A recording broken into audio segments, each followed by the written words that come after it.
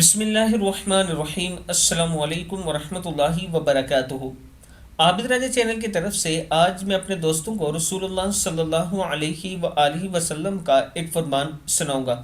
اس سے پہلے جو عورتیں قرآن پاک پڑھنا چاہتی ہیں یا کورس کرنا چاہتی ہیں، یہ ایک ایڈ میں آپ کے ساتھ شیئر کر رہا ہوں۔ آپ یہاں سے یہ نمبر حاصل کر کے اس پر رابطہ کر کے قرآن پاک پڑھنے کے لیے آپ بات کر سکتی ہیں۔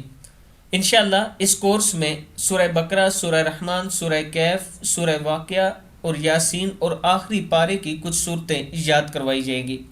آپ اس نمبر پر رابطہ کر کے ساری معلومات لے سکتے ہیں، یہ نیچے نمبر موجود ہے۔